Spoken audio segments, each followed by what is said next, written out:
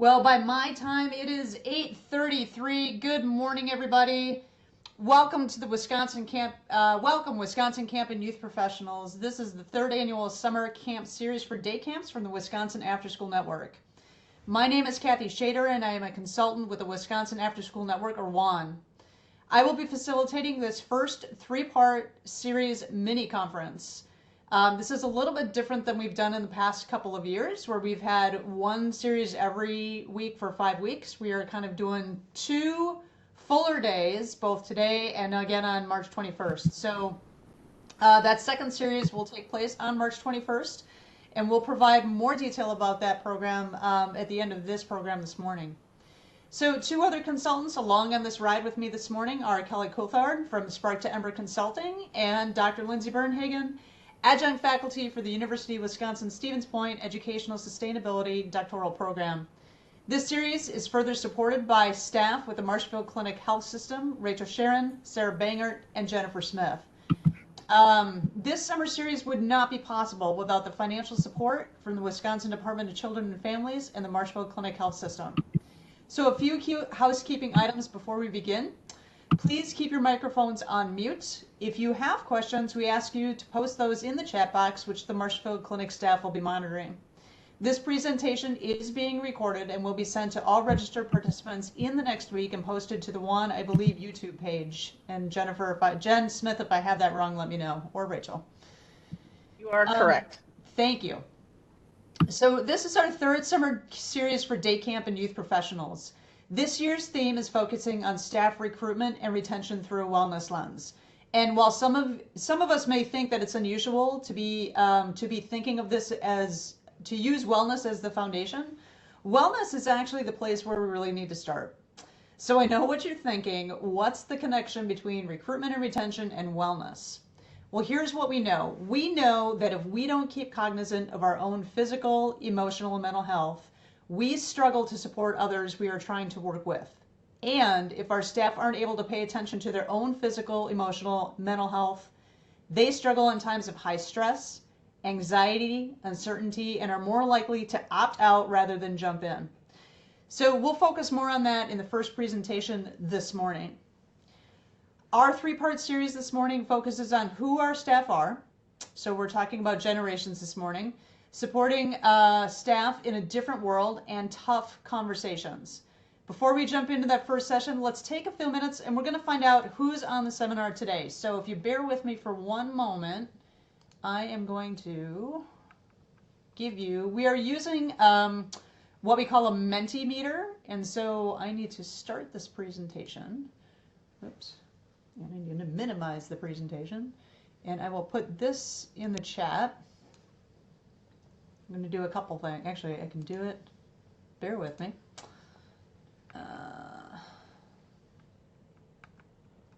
Okay, I've lost where to put my chat. Great. I have captions. I don't want captions. How do I get out of captions? Yeah, Kelly, just share your screen and I will help you with that. Yep, 1547-9629 is the code. Would you say that one more time, Kathy? 1547-9629. Fantastic. Okay, so on your screen, when you go to that, what you're going to see is what is in front of you as soon as I make it expand. So we're trying to figure out, we want to know who's in the room. So what generation are you? Are you a baby boomer, a Gen X, a millennial, a Gen Z, or you just don't know?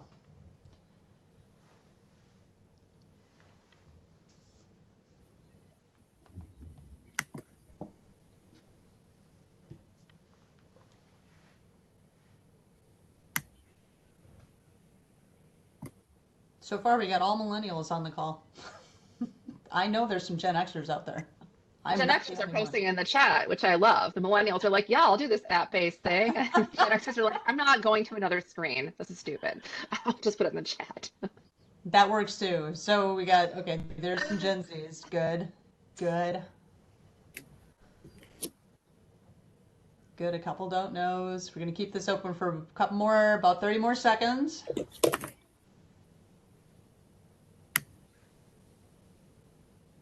That works too. We have choice, right, Lindsay? That's right. Yep. Okay, so here's the next question. Okay, I'm going to move on. So we've got majority millennials. I don't know. I can't see the chat. So Lindsay, you tell me if there's anything We got related to Gen X. six Gen Xers in the chat. Count at 7. I'm a 7. So there you go. Okay, here's the next question. How long have you worked with kids at camp or in a youth program?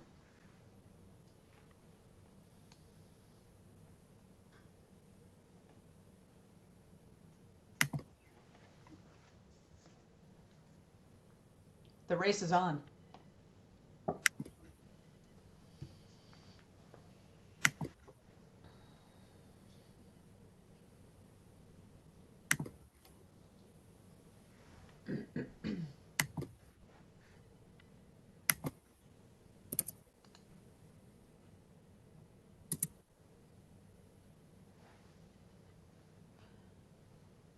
Okay, anything in the chat on that one, Lindsay? Uh, we have quite a few folks who have been working at camp for a long time. 23 years, 15, over 20, over 20, 26. Okay. Super. Okay, moving on. We got 2 more questions for y'all. Let's go to the next one. The best thing about working with kids at camp is what? This is actually a word cloud. So you can, like, what we're asking on the Mentimeter, if you choose to use that, is one word. That, like, I think it's one word. Jen was testing this out this morning. What the best thing is, or throw that in the chat and let's take a peek at that.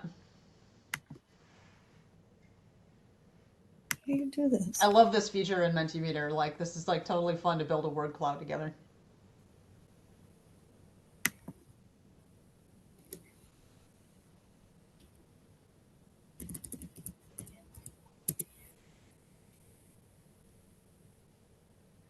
Anything else coming out of the chat in this one?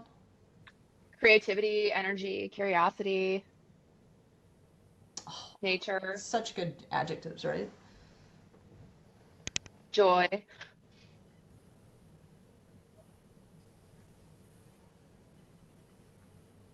Okay, 30 more seconds on this one.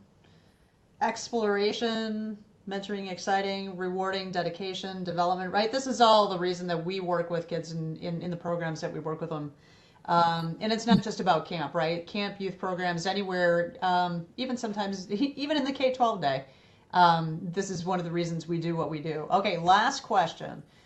And this is the real big one and kind of the crux of where we're going today. What's the biggest challenge we have with working with staff at camp? So the biggest challenge we have with working with, it's really, the language that I put in here is not great.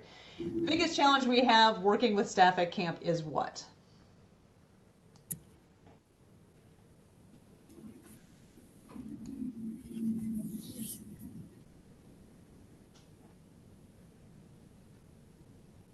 Behaviors, buy-in.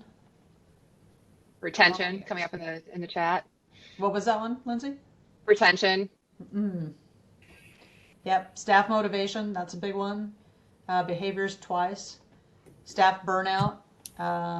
Pay is always a big one. I would love to tell you we can resolve that problem today. That's not going to probably happen. So, but what we're trying to do is be creative about how we think about that staff retention, and we're using wellness as that foundation.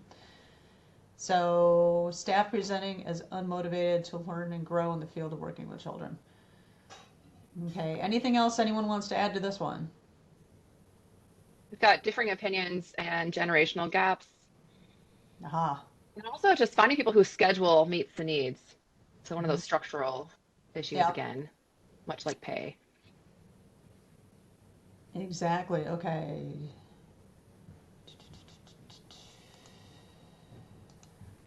I have actually lost part of, let's get rid of that. Bear with me one moment. So this last question is always a good one, and where we're starting this morning, and we know that staffing has been a chronic issue, not only just getting them in the door, but keeping them not just a warm body in your program, but engaged and energized and enthused about being with your kids. And we've seen this particularly since the pandemic. So finding staff and then keeping them with your program provides constant attention. And so this first session this morning will be presented by yours truly and Dr. Lindsay Bernhagen, who's been helping moderate the Mentimeter in the comments you all are putting in there. As we talk about generational differences and what that might mean with your program, staff recruitment, and retention. I can tell you in my experience of working, almost 30 years in the youth development field, what I expected with staff even a decade ago or 15 years ago was really different than where we are today.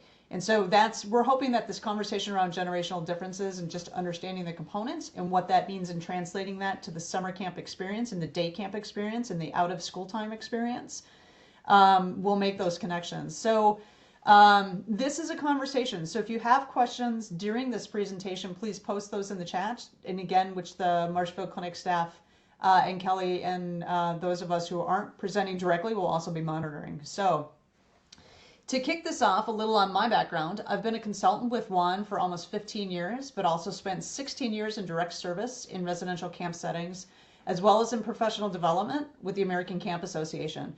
My day job is with the University of Wisconsin-Stevens Point, where I am assistant to the dean in the College of Professional Studies for graduate programs and outreach. And I'm assistant director and adjunct faculty for the Educational Sustainability Doctoral Program. So my partner in crime for this first session is Dr. Lindsay Bernhagen. And Lindsay, I will let you introduce yourself and now turn it over to you and let me know if you want me to pull up the slides or do you want to do that? Why don't you go ahead and pull up the slides while I'm introducing myself? That sounds good. All right. Yeah, good morning, everybody. My name is Lindsay Bernhagen. I have a PhD in comparative studies and master's in gender studies and music. So I've been doing all sorts of different things with my life. Currently adjuncting at as Kathy said, the University of Wisconsin-Stevens Point in the School of Education, but I've also taught classes in gender studies, sociology, and cultural studies. And I've been working with Wisconsin After School Network for, I think, almost 3 years now, mostly doing things about sort of identity, diversity, equity, inclusion, and that includes generational differences, not just sort of the things that we typically think about.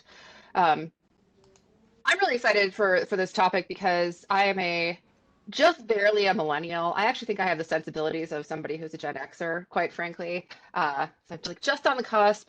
Generational differences, we sort of draw some parameters around the years when they start, but obviously that's going to sort of depend person by person. So you might say, oh, I was born in 1981, but I feel like a Gen Xer, or I was, born in 79, but I really have much more millennial sensibilities. Yeah, of course, that's going to happen. But other reason I'm excited about this is because it's a conversation that my mom and I have had a lot over the years. My mom worked in human resources at a major insurance company for most of her career, and she used to get frustrated, not with sort of the younger generations, but the way that people would talk about the younger generations coming through the door. She would hear people say things like, oh, these like millennials, they don't want to work, or they don't want to stay here, or they're so obsessed with like finding meaning in their job or something. And she's a boomer, and she would say to me, everyone wants that. I want that too. Like, these are not crazy things to be asked for. So she and I were kind of always like negotiating, like, what does it mean that people are sort of asking for things in a different way than they always have? So while Kathy and I are going to walk you through some generational differences in the workplace, we're also going to return to sort of what are common things that people, regardless of the generation they're in, want out of their workplace. There are some known factors that make work a pleasant and desirable place to be that transcend generations, right? So it's not all about how different we are. There are some things that we all have in common. All right, you want to click to the next slide, Kathy? Okay, so the first thing we're going to do is just sort of define the different generations. And again, we see these birth dates for those generations. Those are just sort of rough estimates, we got to sort of draw some parameters somewhere. So some defining experiences for baby boomers, things like the Vietnam War, major advances in science and technology, the man on the moon, major disruptions, things like the Vietnam War, things like the assassination of JFK, a lot of change, a lot of disruption, a lot of sort of crisis happening on a geopolitical level and in the country. And then, of course, we saw a lot of activism sort of in response to that as well. So activism against the war, activism against racism, activism against sexism. So kind of a time of really great upheaval when a lot of these folks were growing up. And Kathy has graciously found some pictures of some famous boomers. And they're all rich. They look beautiful. I mean, they have access to wonderful things. They don't look They don't look like they're boomers. Bruce Springsteen, my God, isn't he in his 70s? He looks incredible. Okay, so let's talk about sort of how they show up at work. If you want to click the next slide. So what we know about boomers at work, so people like my wonderful mother, who's now retired, is that they're loyal and they're committed to their employer and their role and responsibilities. And I think there are a couple of elements to that. One is sort of seeking that stability in the face of all the sort of upheaval around them. But also if we think about the way that wages have shifted, that benefits have shifted, and all those sorts of things since then, my mom worked for the same company for 43 years because that company gave her career progression, gave her a pension, such as like a foreign word to a person of my generation. So there were a lot of sort of incentives that the company was able to give her, paid her really well, that sort of thing. And in a lot of cases, like we don't have those same resources anymore to kind of provide those long-term incentives for staying with an organization for decades upon decades, right? Things have shifted. The sort of economy of the whole situation has shifted. They really believe in the value of the individual. And like my mom observed when she was still working, a lot of her colleagues were pretty critical of Gen Y and Gen X because they felt that they didn't sort of have the right work ethic and didn't really commit to the workplace, didn't want to stay in the same organization for 40 years like my mom did, right? Sort of we're going to like do something for 5 years and then move on to another thing. And that was sort of seen as a betrayal of kind of the social contract between the employee and the employer and the employee and their coworkers. So there's a little bit of sort of suspicion around that. There's also a big belief in hierarchical structure and rankism, but part of that is because there's a belief that if you sort of stick it out and you show your loyalty, that you're going to get rewarded for that over time, that seniority is going to pay off, that it is a meritocracy, right? If you work hard enough and stick it out hard enough, you're gonna get what you're owed by your employer. And also for that reason, they were generally pretty confident, pretty competitive, independent, and self-reliant. I mean, it was actually maybe a relatively healthy sort of relationship with the workplace. It was really kind of a tit for tat sort of situation. Okay, let's move on to the generation that I identify with, Gen X, even though I'm just a little over the cusp.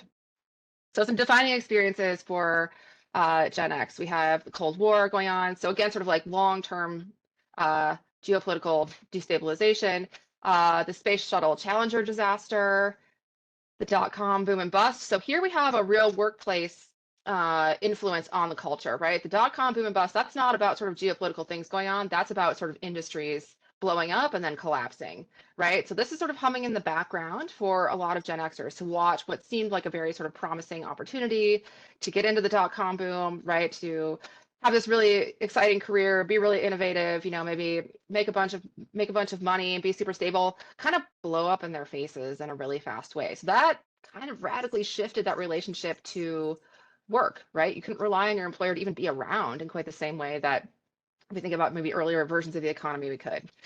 We also had the onset of HIV and AIDS and the government's sort of massive failure to respond to that crisis, and a real rise of the idea of alternative in popular culture. So there's kind of like a suspicion, I guess, that kind of underlies a lot of sort of the Gen X experience. Like, wow, this Cold War, not really on board with that. Our big, this big sort of innovative thing that's happening with NASA, with the space, with our space exploration, that kind of fell apart. Dot-com thing kind of fell apart. We've got this huge medical crisis running rampant around the country. Not much in the way of like a productive response to that. And then we really see a lot of sort of alternative thrust that becomes very mainstream, actually. So if we think about movies like Reality Bites or High Fidelity, that idea, and even sort of the onset of alternative music, like grunge and things like that, really kind of rose to be, we called it alternative, but it actually was pretty sort of mainstream popular culture because of that skepticism. Next one. So at work, Gen Xers aren't quite as sort of out loud and proud about the relationship with their employers as we saw boomers be. Generally still pretty self-sufficient, results oriented, hardworking, but they tend to kind of be quiet achievers. I think it's because, again, it's sort of because of that skepticism about it. Like, I don't know, like what's really going to happen here. I'm just going to like keep my nose down and try and get stuff done. Really valuing Oh, Laura, yes, you can change your answer. They really value diversity, having challenges and having responsibility at work. I think everybody likes to be challenged and have responsibility at work, right? I don't think this is unique to Gen X. Masters of self-deprecation, that's part of that sort of skepticism, that sort of general kind of biting, dry humor that we saw a lot from that generation. They might appear skeptical, again, for lots of, legitimate cultural reasons, things that are happening culturally, politically, socially, economically, kind of skeptical. But, well, the benefit of that skepticism is that they're not just going to sort of blindly go along with any idea. They're going to actually sort of offer some pros on one side, some cons on another side, and really kind of think through that. The skepticism is healthy to a certain degree. Because of all that skepticism and their sort of lack of faith that everything's going to be okay and turn out all right, they're generally kind of adaptable to changes in the workplace because they didn't really expect things to always be all right. And again, this is not unique to Gen Xers, but they're motivated by acknowledgement of their successes, right? So, I'm gonna like keep my nose down. I'm gonna work as hard as I can. I'm gonna like offer some, two sides of this thing. I'm not banking my whole life on this working out for me because I've seen stuff fall apart around me for my whole life. But I would like to be recognized when I do a decent job. Like that's sort of what I've come to expect. All right, millennials, technically the generation that I'm in, defining experiences. So we have September 11th, of course. Man, it is wild. Well, you all have probably been experiencing this for a while. I've been teaching college students for the last 15 years of my life. So when I started to get college students that didn't remember September 11th, it was a very weird moment for me. I got to sort of labor under the illusion that we were all the same generation, maybe a little bit longer than the rest of you did. The Great Recession. So looking in sort of the 2008 time period and the advent of social media, which I think really profoundly changed the relationship that people have to their employers, to their friends, to the world in general. Everything is coming much, much faster. The connections are much more distributed. The opportunities are much more sort of present and kind of in your face. What is possible is sort of much more presented to you. I think about growing up and what I grew up in Stevens Point. And I looked around at sort of what was possible for me. And what I saw was the insurance company where my mom worked. I saw the university in our town. I saw the hospital, right? Like that's sort of what I knew what was possible for me. But you think about younger generations, they see so many more opportunities because they have so much more access to kind of the world around them. So that's going to, again, sort of change their perception on like maybe loyalty to their employer because they don't feel like it's the only game in town. My mom, the reason she worked at the insurance company is because it was really the only game in town. It was, and she made a great career there. But that's a really different relationship to the workplace and to employers than somebody who's younger. That's next. So millennials tend to expect pretty rapid career progression, a varied and interesting career. Again, I think a lot of this is sort of the influence of social media, the constant variety of things that are being presented to you as sort of like ways to live and jobs to have and places to be and things to own and experiences to seek out. They expect constant feedback. And part of that's because of the way that we've sort of changed the experience in K-12 that we've known for a long time as educators that we can't just give people summative feedback, right? It's not very effective to say to a student, like, give you no feedback aside from a major test or just at the end of the quarter. This quarter you've got to be. Students need feedback all the way along so they can sort of adapt and modify their behavior. So a lot of us have sort of come to expect that, like, don't just wait till the end of the year and give me my annual review and then tell me that I was doing or not doing a great job. Like I expect to be getting that information all the way along so that I can adapt because that's just sort of the way that I was educated. That's the way I was sort of brought up to exist in an evaluative context. They're extremely comfortable with technology. We already saw that this morning when all of our millennials jumped over to Menti right away. Much like Gen Xers, they really value diversity. And I think, and I actually saw this with my own students. This is kind of interesting. So I started teaching college in 2006. And when I first started teaching my college students about socioeconomic status, a lot of them in 2006 really like we're very bought into this idea that if you work hard enough and you like make good decisions, then you're going to have a great career. Like you're going to be rich and you get to do whatever you want. And then the 2008 recession happened, and a lot of those kids who had grown up in households where their parents had done that, right? They had, been very loyal to their employers, they had worked very hard, they'd done really good work, ended up getting laid off or losing their jobs. And that really changed my students' sort of perspective and relationship to work, even in that sort of short 2 to maybe 4-year span. That suddenly they're like, wow, your job's not going to love you back, right? So what do I need for my job? I can't count on that, because when times get tough, and I saw it happen to my parents, I saw it happen to my aunts and to my uncles and to my grandparents and whoever it was. That doesn't matter how long you've been there. Like, you can put in 30 years somewhere, and if like times get really tough, you might be the person who gets the axe. So that kind of radically shifted that relationship to work. So for that reason, we see that millennials will often choose things like having a positive culture, having flexibility, uh, having values that they really agree with over salary and prestige, because they know those things could kind of go away at a moment's notice. Having lived through that recession was tough for a lot of us. And they also prefer results-based work rather than clock-based work, which I think makes a ton of sense. A lot of our workplace is in the United States still really structured around a very industrial economy. This idea that you go to work and you put in your 8 to 4:30 or your 9 to 5 or whatever it is, because every single job fits into a 40-hour time frame, and you kick out a certain amount of sort of productivity at the end of the week. Makes a lot of sense for an assembly line or a factory job or anything like that. And obviously you all have sort of time constraints around it, but there are a lot of other jobs where that model doesn't really hold up. It's not really just sort of justifiable, aside from the fact it's just sort of what we're used to. And there's sort of some suspicion around whether or not that's super important. So that's again why millennials, I think, because of that experience, prefer that sort of result-based work versus clock-based work. Setting aside the fact that millennials are often very distracted by what's happening on their phones too, right? And realize that like I can sit at my job from 9 to 5 and I can spend 3 hours, well, not me personally, but I can spend 3 hours a day on TikTok and still get my work done. So maybe a little bit of skepticism around that for that reason, depending on the job you have. All right, let's get to Gen Z. If you want to click, Kathy. Gen Z, okay, wow.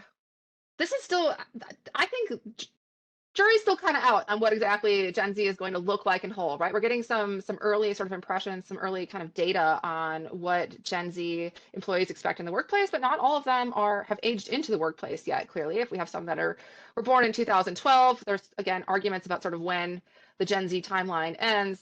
Those folks are 11. They're going to turn 11 this year. So they're not in the workplace yet. So we got a lot more time to sort of figure out what this generation is going to be like, or how we can sort of characterize them broadly. And again, all these characterizations are very, very broad. They may not hold true and probably don't to any one individual that you work with. So defining experiences, of course, COVID.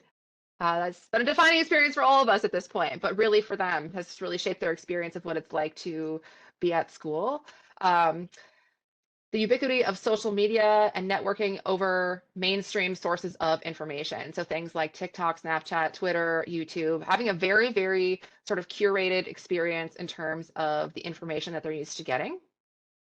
Kind of interesting to think about that in terms of even like shared cultural values or shared cultural references. We sort of moved away from there being, 3 or 4 major broadcast network. So everybody was kind of watching the same thing, having water cooler conversations about Dynasty or about Survivor or whatever it was in your generation. And now there's no guarantee that you and even your Gen Zers together share the same cultural references, which is actually a kind of a challenging thing to overcome in terms of building rapport and relationships at work. You don't even have those common references anymore.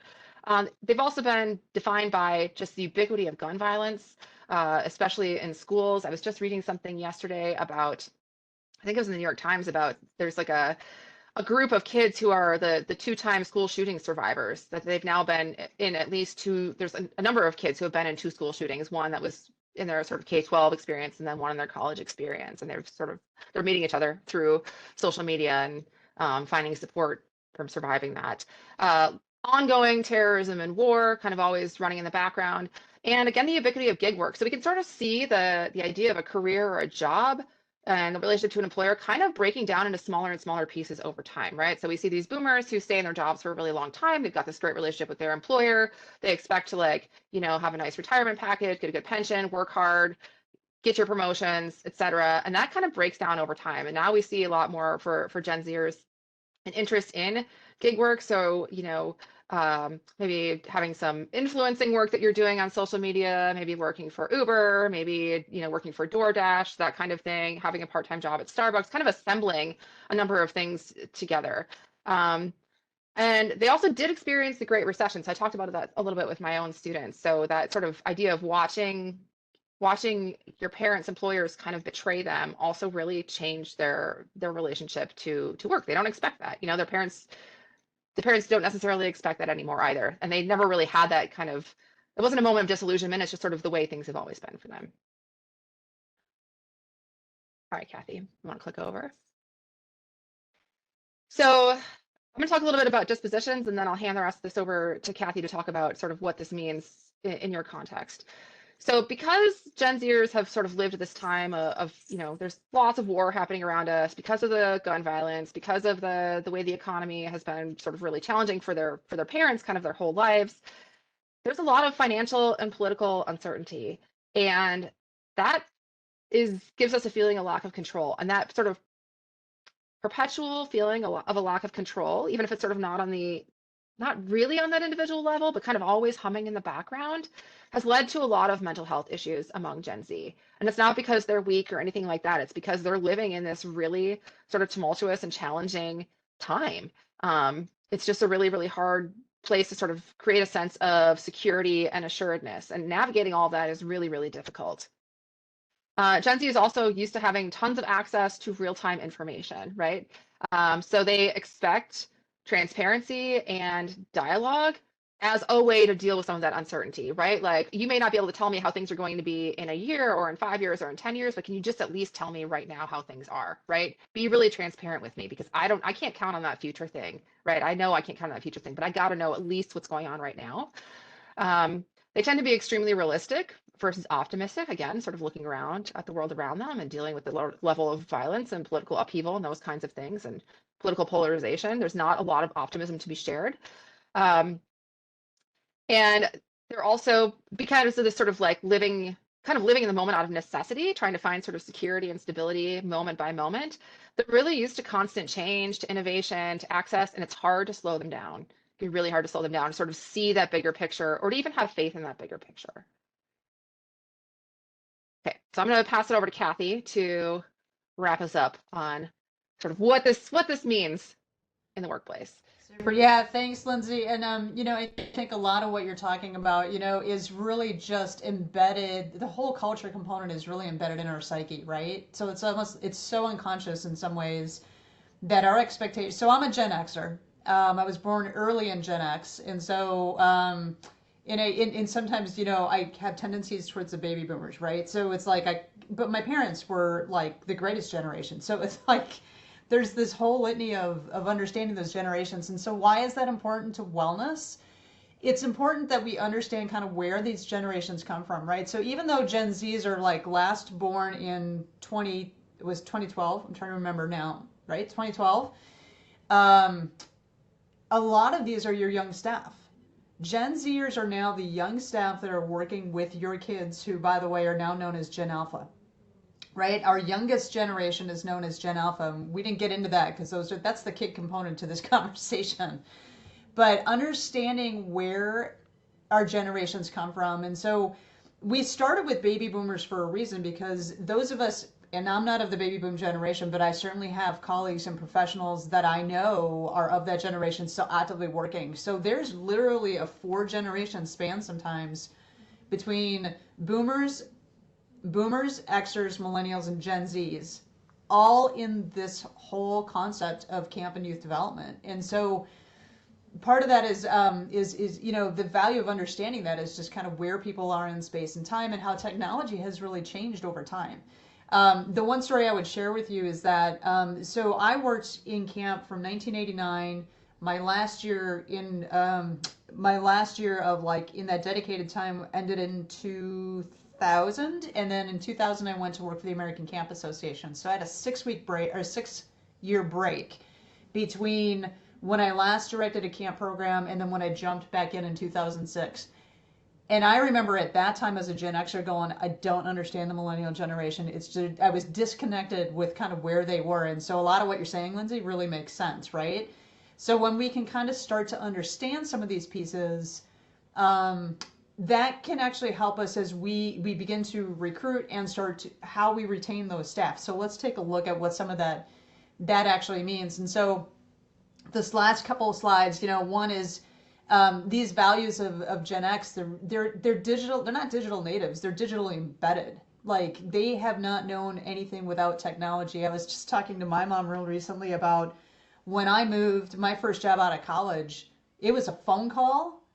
There was no video. There was no email. It was a phone call and a 1 hour conversation. And I was on a train to Santa Fe, New Mexico to take a job at a boarding school out there.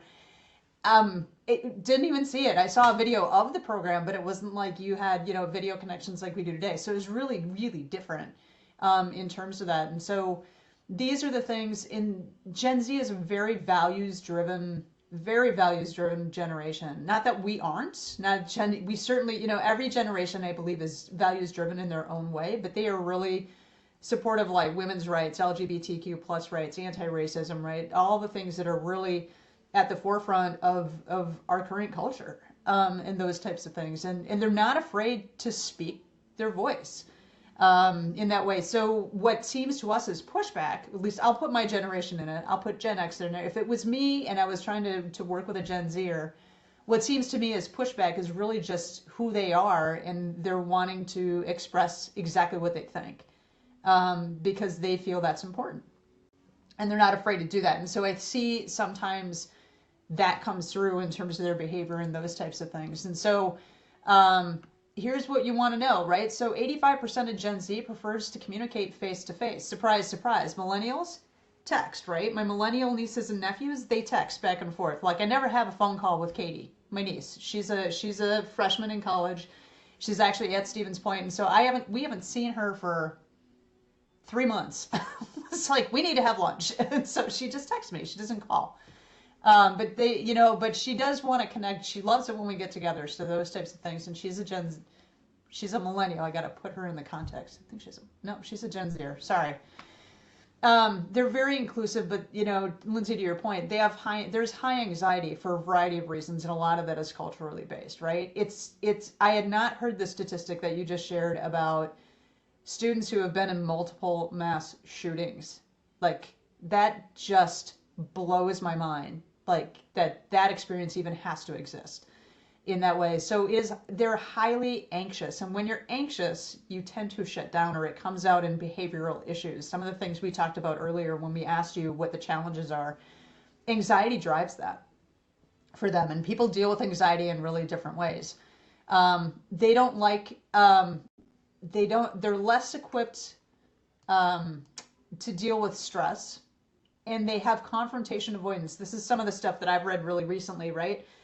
So high anxiety, less equipped to deal with stress, confrontation avoidance. And sometimes when we work, especially with younger people, this is an automatic, right? They can be stressful situations, especially if you don't have the skill set and understanding and knowing how to deal with it. And if you don't like confrontation and you've got a couple of kids, or you've got a staff member and a kid who are just going at it, they don't want to jump in to deal with the confrontation. Part of this is they don't know how, right? So we have a responsibility to work with these generations and work with these young staff. I'll call them young staff. And I don't want to put this just on Gen Zers, because I think that anxiety piece kind of threads through different generations in different ways. But when we were talking about young staff, first of all, they're young. They're in their 20s, early 20s at the older end of Gen Z. So your staff that you're recruiting and bringing up is like, you just want to be aware that this is where, it doesn't mean everybody is, but they're driven by different things than at least my generation was driven at that time. So in the workplace, they prioritize a work-life balance. They don't expect, right? So Lindsay, you touched on these, don't expect to spend their entire career in one organization. I think the last statistic I saw is my generation, I think, in Gen X, we probably shifted jobs maybe 3 times. If I have to think of like professionally where I've been, 1, 2, I'm in my 3rd, right? I'm in my like 3rd shift, kind of like at the university. I've been there the longest, 15 years at the university. But prior to that, it was, my camp experience and then my experience with the American Camp Association.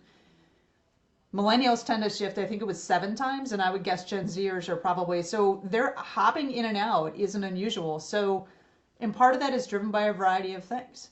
And I think at the end of the day, when people kind of skip out without kind of notice, right? They ghost you, right? Those types of things. There's a respect thing there going as well, I think, on both sides. in terms of that. They value authenticity and they're quick to seize an opportunity. Right? They do a lot of side hustles. This is what I actually wasn't really aware, right? So they do multiple things and they multitask actually in some ways really well. I was always taught like you can't multitask. You got to focus on one thing. Gen Z has really learned how to do that because they had to, kind of thing. So there's these aren't generationally specific. The autonomy, the trust, the feedback, the recognition, the impact. We all care about those things in different ways, and it comes through in different ways in how we do that. So let's take a peek at what this means in working in. We're kind of focused in on Gen Z because these are the younger staff, at least from what I hear and what we've heard through the network. It's the younger staff. They're the ones who are not afraid to skip out and just kind of like stop or not interested. Now, we know I'm going to put pay right on the table because pay is the thing that we don't have a whole lot of control over at the moment, right? I would love it if we could pay those of you working in the youth development field at the same level we do in some other professions, such as attorneys and physicians and those types of things, and that just doesn't exist. So what else can we do to make them feel valued? What else can we do to make them feel engaged with your program? And at the end of the day, we want individuals who really care about your mission. We want individuals who really care about your kids, and they want to really contribute back. And Gen Zers typically want to give back. It's kind of how they're wired to be able to do that, but they also want to do it kind of in their own way in some ways, I guess is how I would describe it. So I'm going to show a brief video clip that talks about, if you haven't heard Simon Sinek, and I know that Kelly Coulthard is a major fan of Simon, so she has really turned me on to some of the things that he's done. So we're going to listen to this. Hopefully this will come through and y'all can hear that. And so we're talking about these challenges because it translates into some of the things we need to think about in the day camp and the youth development environment. So let's play it. And Lindsay, I'm going to ask you to give me a thumbs up if you can hear it to make sure we can. You are in a very difficult and uncomfortable position. Sounds great. Because I think leadership is more difficult now than it has ever been.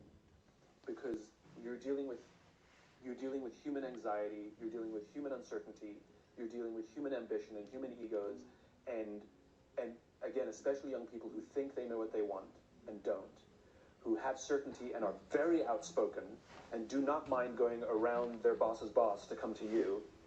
So you're going to be dealing with a 19-year-old saying, "Why am I not given this?" And you're like, "I don't need. Where do you work?" They have no fear of doing that. They also have no fear of quitting.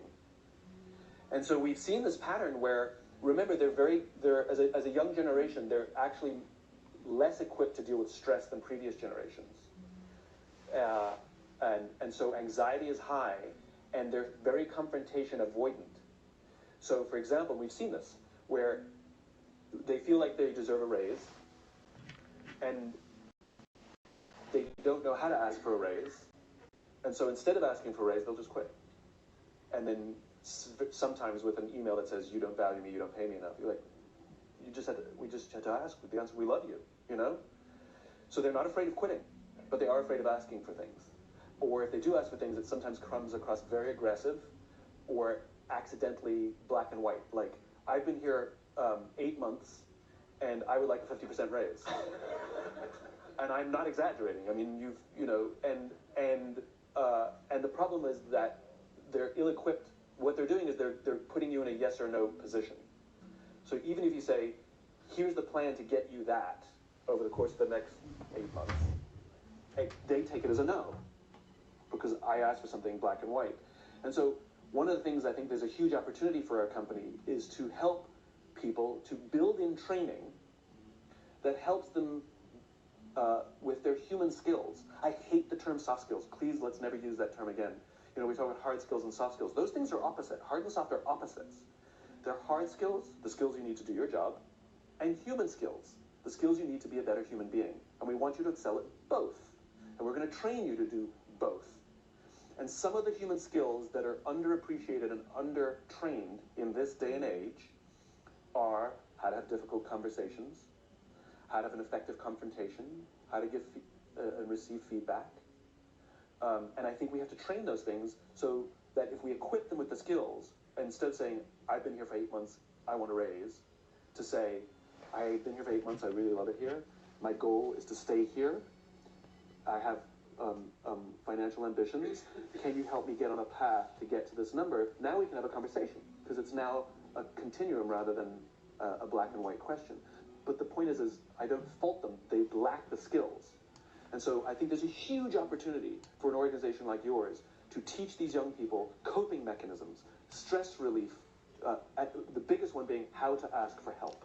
That is the single biggest thing that is lacking at every generation, which is, I am struggling, can you help me? Whether it's personal or professional. That is absolutely lacking. And so we do unhealthy things to help compensate. Social media and other things.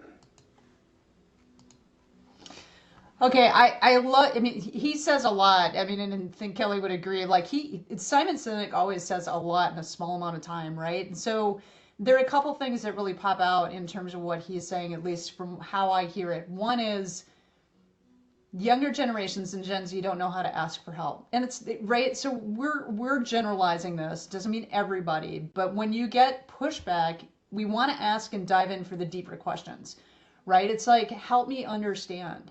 Some of the best language I ever learned to work with different individuals was help me understand. I need for you to help me understand, right? So we're not putting a blame, but it's like we're trying to have a clearer conversation and understanding of where people are.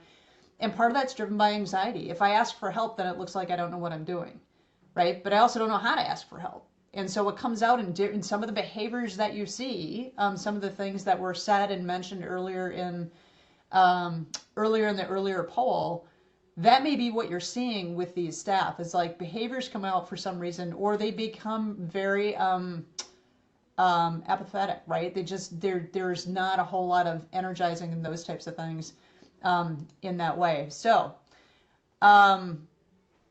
let's put this in the chat, and I actually found the chat, so yay me. So ask this, so the camp, in the camp environment, true or false? The camp environment is the best place to be, true or false? Throw those in the chat.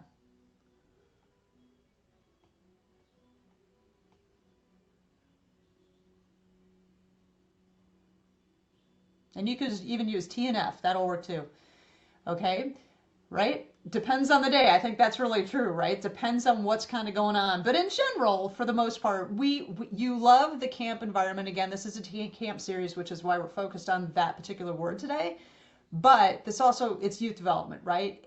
After school, out of school time, scouting programs, the YMCA, the Boys and Girls Club, all of this kind of is really the same for a lot of these different places. So it's fun and exciting, right? Is that true or false? And it can be, it can be exciting for a variety of reasons. So, is it stressful? Right? The camp working with kids can be really stressful. It's interesting because sometimes in my work, and Lindsay and I have worked at the same organization at the university, so we get individuals who come into my office and they're just like, you know, their hair's on fire, da, da, da, da, da, da. I want to look at them and go, you should really try working with kids. So, because that's my bar.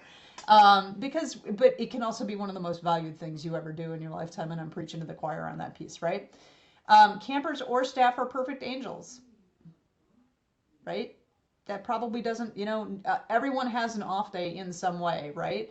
They're not perfect. Humanity's not perfect. We're all flawed in some way, and so we need to keep those pieces in front of you. The camp environment allows you to build relationships and make meaningful connections, right? That's really, really true.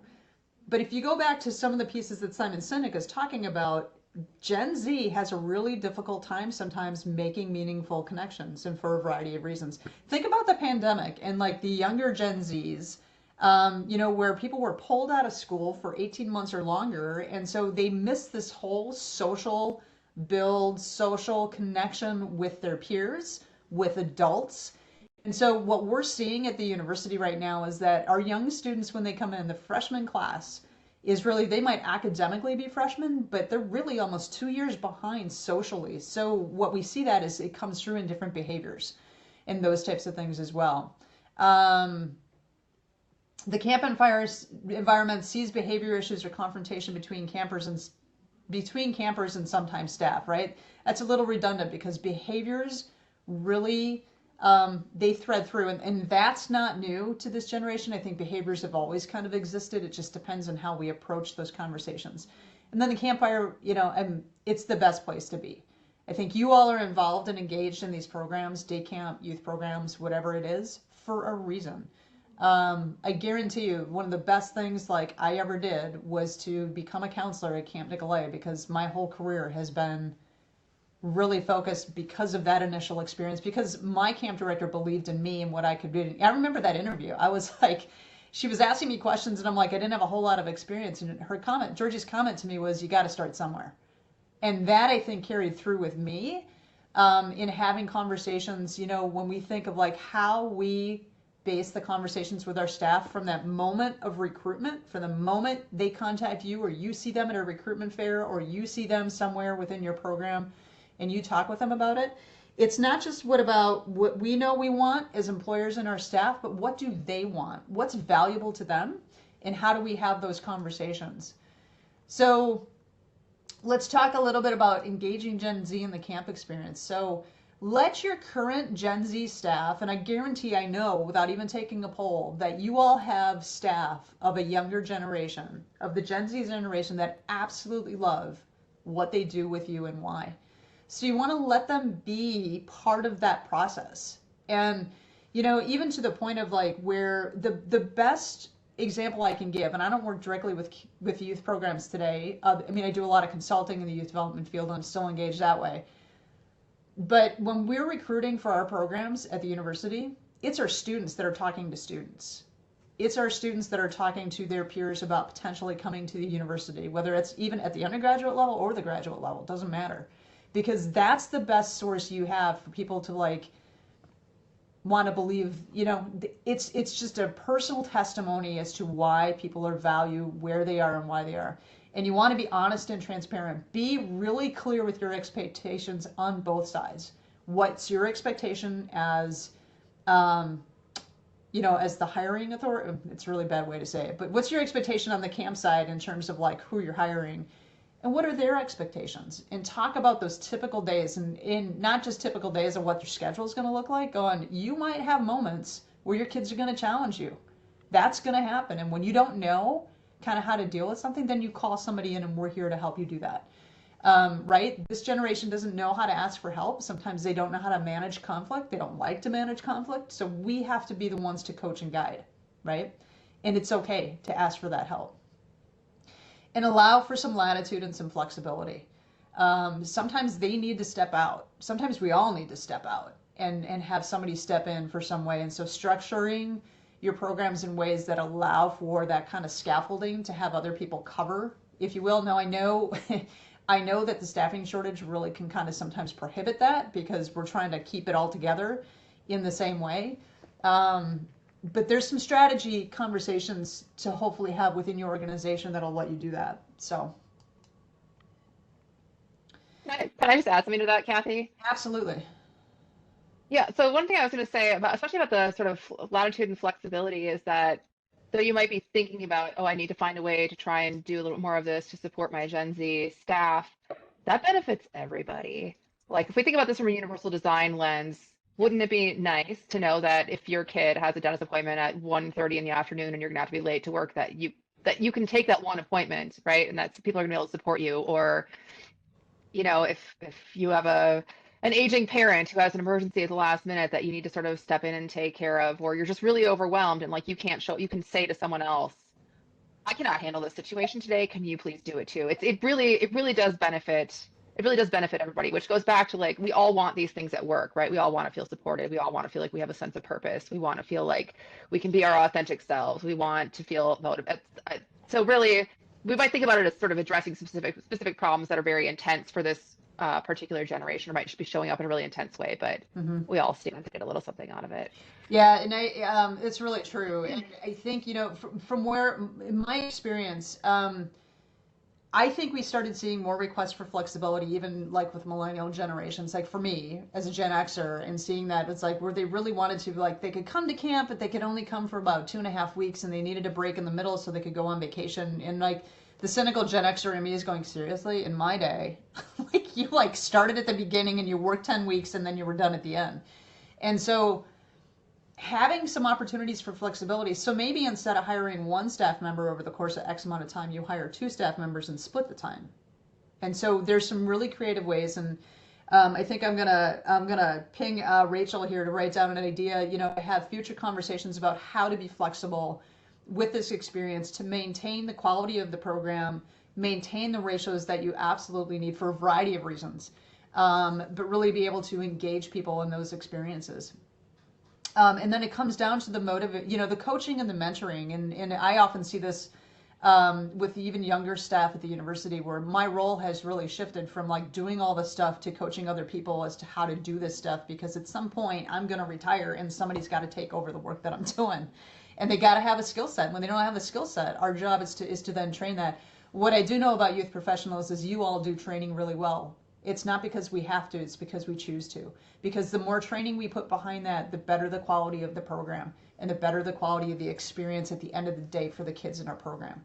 So that coaching and mentoring piece comes through in a variety of different ways, and you can figure out ways that you either are doing that currently or other things you might want to change and shift to be able to do that. Sometimes it's one-on-one. Sometimes you pull a group together to have those bigger conversations. Sometimes you like pull a group together with your Gen Zers who are really embedded and they do really good work, and let them drive that conversation with their peers, right? You sit there kind of on the sidelines and you ask questions and ask good questions to drive conversations, and that's a facilitation process. You all do a lot of that as well, I'm sure. So,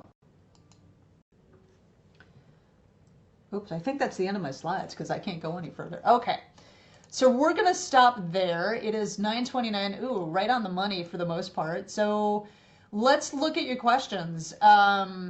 Again, I've lost the chat, the way the chat should be. There we go. Okay.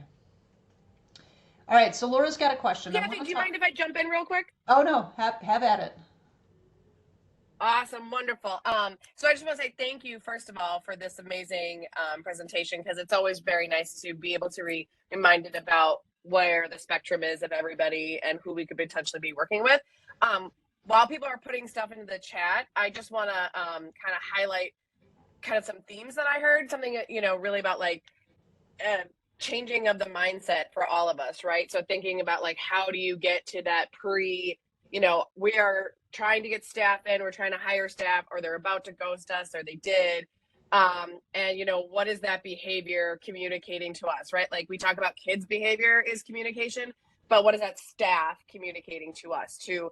And thinking about it in a way of, they're not, you know, maybe they're communicating because, hey, you didn't keep contact with me as long as I would love for you to have done, right? You didn't answer my questions quickly enough. You know, so kind of thinking about it in a different way, like what else can we be doing different? And I'm not putting this on us as directors, and I'm not putting like saying like we're doing things wrong. We just have to do a little bit of a mind shift. So I think that with that skill building and looking at it from that different perspective. So it was something else that I saw in the chat earlier, and I threw this at Kathy via text message. And I want to kind of go back. I think Laura asked it about seeing where their staff are saying, you know, we're having issues with behavior, or there's something happening with kids. So how do you do it when a staff says, oh, that's not my problem, though? Do you see that as a generational thing? Do you see that as a lack of maybe giving them the skills? So what do you think about that kind of comment about that the staff are throwing up their hands saying it's not my problem? Yeah, you know, I think some of that, and I'm happy to have others chime in as well in terms of that, but I think some of that really comes down to how we build values with how you begin to build that from the beginning. Right? You build the values in terms of, I'm trying to think of how I would navigate this if this was like right in front of me. And it's like, let's talk about what, right? So is it not their problem because they just don't really believe it's not their problem, or is it not their problem because they just don't know how to deal with it? Right? It goes back to their understanding of like, they don't know how to ask for help. They don't know how to do some of these pieces. And so it's probably a longer conversation than we have time for this morning. And so again, I think, I'm going to ping this off a little bit to Rachel, going, let's write this down and try to follow up with some more technical assistance in relationship to that program. But I'm just reading the I didn't see the original text, Kelly, so thanks for bringing that back around. Yeah, they need to feel valued and invested, that it's not a problem, it's just part of who we are and part of the culture. And that's a really kind of 30,000-foot approach to that versus being in the moment.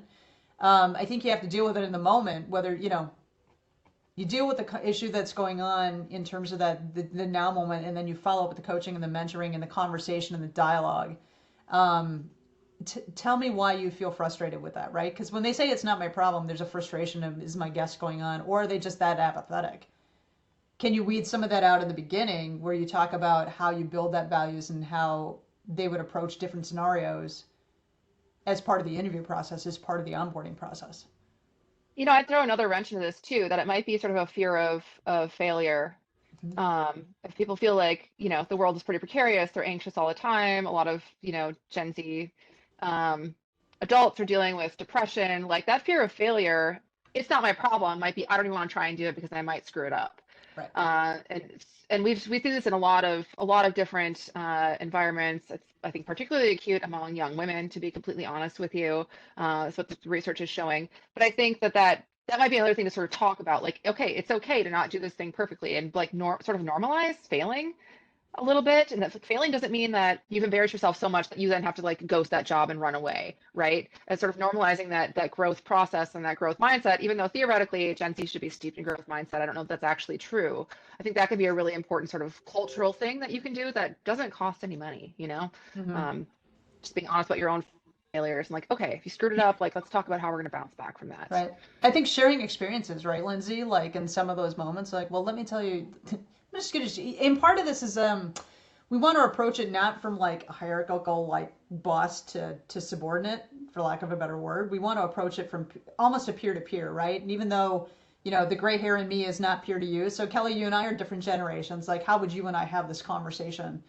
Right. So if this was, in some ways, it's like, we don't want it to look like I'm going to tell you what to do and then you need to go do it. We got to find a mutual ground for your understanding. But I guess that fear of failure, I think, is a big one. Like, they don't want to be in a position where it looks like that.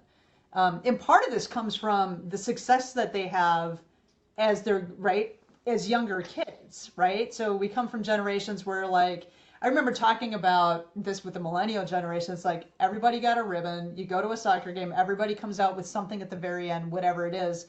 And so when failure happens, they're not really sure how to deal with it, either because other people have managed it or they've never been challenged to actually work through that and what that actually means. There's bigger growth in failure than there is in success, right? We learn how to navigate and do those things. I want to go. There's a couple other questions. Kathy, I'm going to throw another wrench into you. I'm going to go back to some of these questions that are being asked. Because it brings up a really good point, because you said we're of different generations. That's a lie.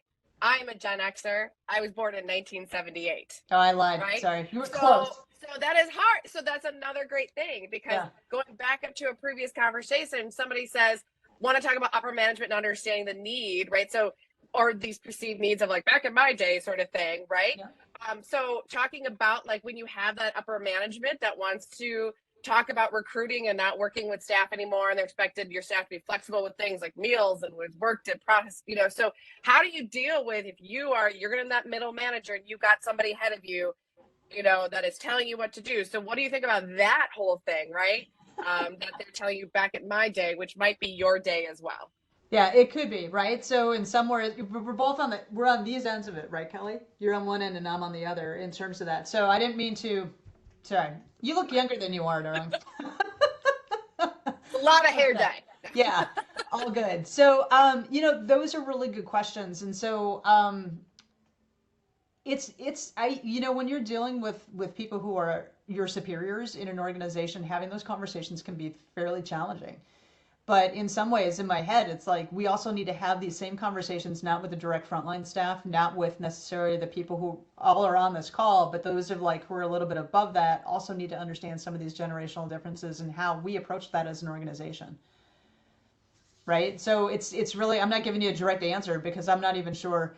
I've certainly gone into these kinds of things where it's like, I don't know if I have an answer, but let's try to figure it out, right? I think it's not being embedded where we've always been back in my day, but I think the willingness to approach how we work with multiple generations over the course of the work that we're doing, right? Whether that's that's the campers or the youth in our program, or our younger staff, or even our older staff, because I know in some programs you can have people of different generations that have, I mean, Kelly, you've been to the same conferences that I've been to, and those generations are all over in those conferences, right? I mean, they are actually like boomers all the way through, these 4-generation pieces. And so I think this is also a topic for further conversation. Like, we want to do the deeper dive. I don't know if we don't have the time to do the deep dive in terms of like, but that would be a great session of like, how do we work with upper management and how do we get them into the table to have these conversations collectively?